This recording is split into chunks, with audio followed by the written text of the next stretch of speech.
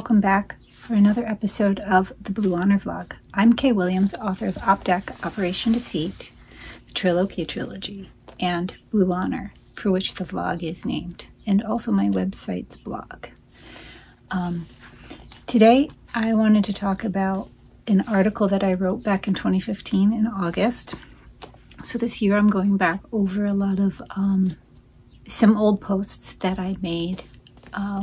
And I started with 2015 because there were a lot of great posts. And I did those with a group called the Open Book Blog Hop, which I participate in those posts every Monday on my blog, usually about noon. Sometimes I have screwed up the posting time and it's not quite there yet. But if you subscribe to my blog, you'll receive a notice on Friday in your inbox telling you about the blog that I wrote that week for the Hop and anything else that I posted or announcements that I made. That newsletter is really handy. There's a bunch of other authors also on that blog Hop that we each give a different take for the questions that are asked. And it's a really great group. And especially for other authors, it's, I think, insightful. So it gets you kind of behind the scenes. It shows you that you're not alone. It can give you tips and pointers on things like marketing, style, things that other people have tried and maybe failed at or tried and succeeded at. And one of those topics is something that I want to talk about today. And I have mentioned it in the past on the blog. And the title of that blog was Passing Failures. Getting over them. Not that they are just passing. They just pass, you know. It's meant to talk more about getting over that hump with like rejections, etc. Because that can tend to bog artists down. We require feedback, especially positive feedback. We don't require negative feedback. And criticism, I want to be clear, criticism is not negative. It may feel that way in the moment, but when somebody gives you a piece of information that's going to help your growth and your potential and improve anything about the aspect of your author business, creativity, artwork, whatever, that is beneficial to you. And it shouldn't be viewed as a negative. So I'm talking about when somebody comes in and gives you a good swipe. Or you are heavily disappointed because, like for actors, when you go and you audition and you didn't get the part, it can be rough to try and get over those rejections and those struggles. In those moments, we don't necessarily get critical feedback for our work, for what we're trying to accomplish. We just get the negative aspect of that. So there's nothing that can really be gleaned from what happened. It's an experience, and we all go through it as authors, artists, actors, etc. We all go through it. We are not alone. It can feel that way because, especially for authors, what we do is very solitary. And it's not like we hang out with a lot of other authors. Some of us do. Some of us join groups and make a point of that. But what we do is extremely isolating, individual, etc. And it can be difficult because those that we rely on as a support system don't always understand where we're coming from. So getting past that bump in the road, past that locked door, over that mountain, whatever it is, however you view it, it can be tough because when your legs are pulled out from under you, you get hurt, right?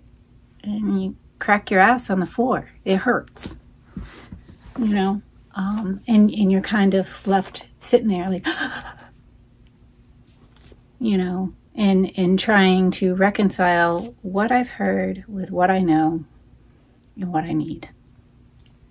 And that's not always met by the people that we have around us in our support system, as I was saying, because they don't always know where we're coming from, and they don't always know what we need. That last point.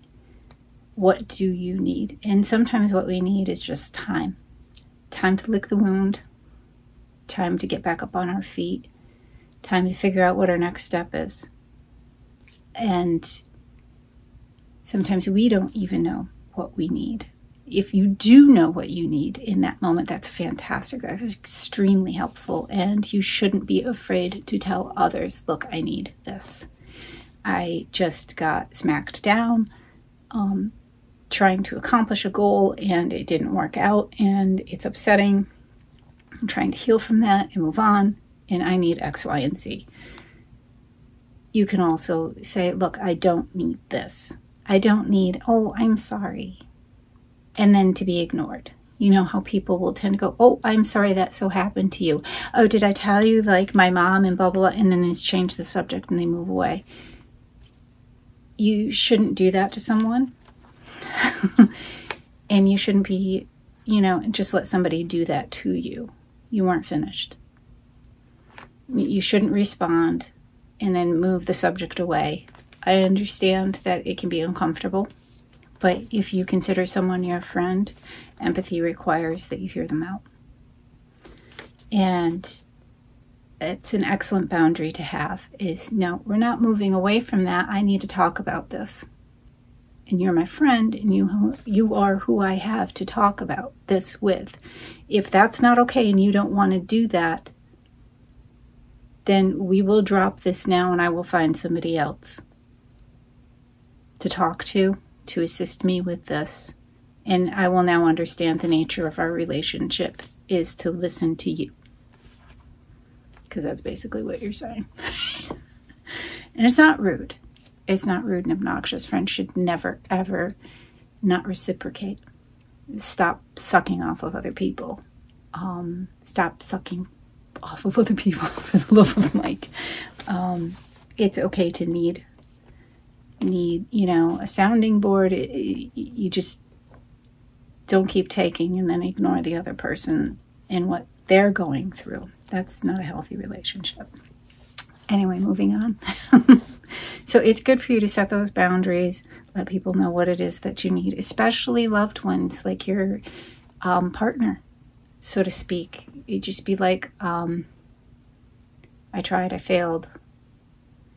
Can you listen to me for a little bit? I need to sound this out and see if it sounds like something to you that is viable, or what do you think that I should do, etc. Because even though somebody may not be in the business and they may not know it, they may kind of understand it from maybe an adjacent art or art in general, being in that situation of being an artist, or as an observer, somebody who has observed for a while.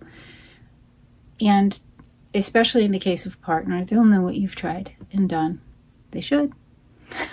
Shouldn't be like that friend that likes to change the subject about what their mother did to them lately or anything like that. They should definitely know. And if they don't know, don't necessarily pop off, because maybe that's something you didn't communicate. You can say, oh, right, I never told you. I did try that. That didn't work out either. But if you think I should give it another go, maybe we can do that, but I'm not so sure. In that case, you would have more growth, right? So you would know, okay, well, when I tried it that first time, it didn't work. And why didn't it work? What was it that didn't work? So you shouldn't always abandon the things that you're trying, because it could take several tries of attempting the same thing before you get it quite right. And just kind of, keep a journal, right? Write down what you're trying. Write down what you think didn't work. Write down what you think did work. And then you can just kind of exercise your mind through that stuff. Give yourself something else to concentrate on other than the fact, I failed. I didn't make it. I didn't get the part. Publisher rejected me. That is not the agent for me. I thought that I would get, better offer than this. And so on. Get your brain off of the negative. Okay, it happened. Yes, we acknowledge it. And then we move on to the next step. And that's how you pass that failure. You go, okay, I failed at this. That's normal. That is acceptable. What I have to do with that is now take this and analyze the steps that I took. See if there's something that I can modify that might work. Interview, converse with other people. Figure out what they might see you missed. Because there could be some steps that you omitted, and that could cause a failure.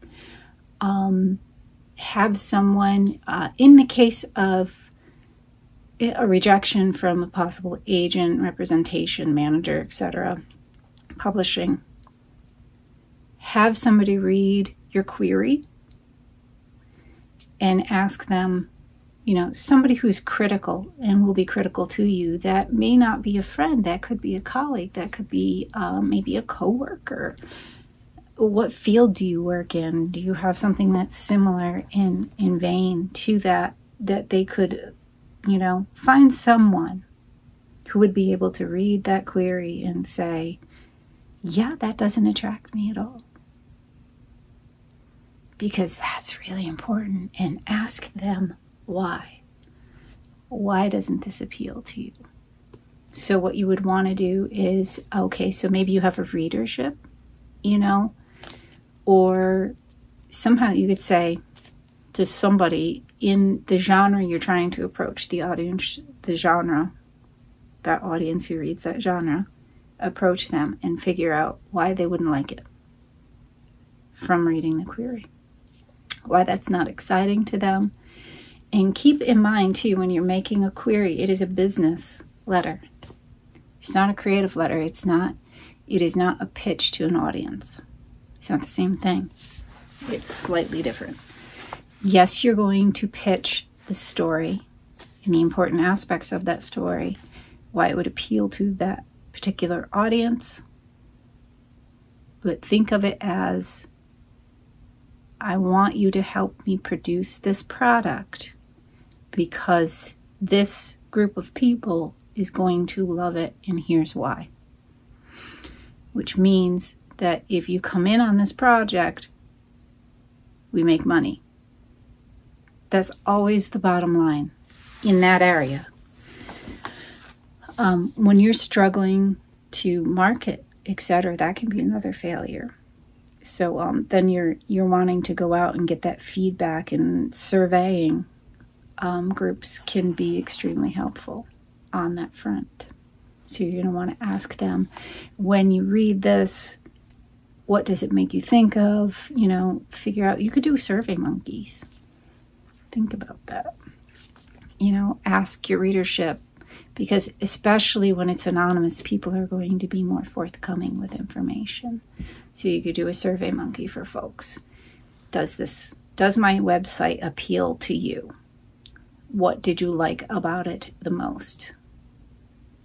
Which of my books appeals to you and why?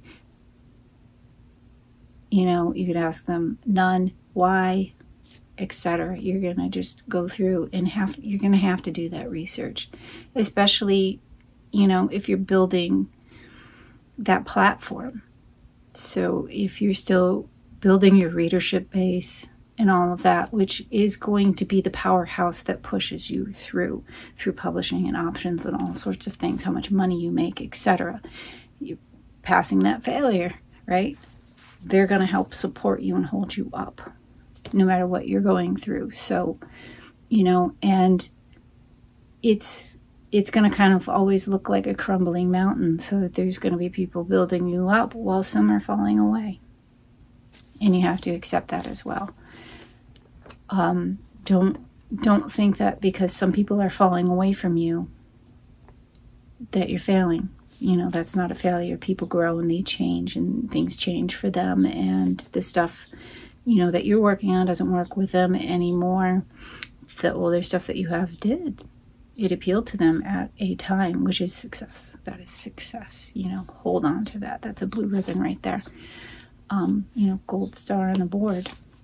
Just because they walk away from you at another point doesn't mean that you have now failed. You know, you don't have to change to meet everybody's needs throughout their life. That's going to be impossible. What you have to think about is, what are the stories that I want to write? How do I write them well? How do I appeal to publishers and agents and managers and also audiences? So, you know, when you've cracked your ass on the floor because somebody ripped your legs out from under you, take a minute to breathe, you know, because that hurts like hell, and I hear you. Get back up on your feet and start figuring out what you can do better next time. And don't focus on the fact that you fell. You fell down and got, you know, a little hurt or a lot hurt. Because you got to heal and you got to move on. And you got to keep going. It's probably the most important thing that you can do for yourself in your art is to not let those negativities drag you down. And trust me, because I have. I'm speaking from a seat of enormous experience, having felt defeated and that it's just pointless to keep going. Low follower counts, losing my publisher, not finding publishers, rejection from agents and managers, and attempting to place screenplays and not getting the sufficient feedback that you need. All of that. Trying to find readers. Where the heck are they? It seems to be a common issue for authors. I don't think that that has ever not been an issue for us. And you just need to find them, and somehow they're going to find you too. And just to keep that faith and keep writing. And remember that the point of this is to tell your story. All that other stuff is to get it out there. And don't get bogged down in the image of how you think it should look. That deeply affected me. I had an image in my head of how I thought it would look. And when publishing didn't look like that, I missed that I had a success. And I didn't celebrate it. And that is probably one of my big regrets, is not having celebrated getting Blue out there, published. I felt a lot better, though, the second time around with the second edition, when Karis Doherty, the editor, had worked on that, and we really honed that and really molded that work into what I had always wanted it to be. And now it's beautiful, and I'm so happy with it, and it kind of has reconciled that relationship where it always kind of sat there like a torment, like this is the symbol of my torment right here. You know, I want to be a world famous author, and you know, this book is preventing me for whatever reason, instead of realizing it didn't prevent me. There was stuff that I needed to do with it, but the issue is not finding the appropriate people that could help me learn and grow. And also not learning and growing, not picking myself up, not looking at it reasonably and stuff, and coming from a deep emotional space, because there was a lot going on in my life and I felt desperate to make this happen because it would fix everything. That's another thing. Don't put all those eggs in that basket, because it isn't going to fix everything. It's going to create further issues for you to resolve, and it's just an ongoing thing. It is an art that we do. It is ongoing. It's not going to fix our life. It's not going to fix others. It's not going to fix anything. Okay, it might fix others. Well, I don't want to say fix them. It might inspire them to do something fantastic. So, Passing Failures was in August of 2015, and you can look that up on my blog and read what I stated back then. which is a lot of fun, I think, to see how I may be talking about this topic at this time with so many more years between then and now, and all of the experience that happened between then and now, and to see this video. So that's why I'm revisiting them, is to view how I used to answer things, minus all of these years of experience since. Make sure you subscribe to the YouTube. It helps support me and helps me remember to keep posting these. All right, I will see you back here next time. Thanks.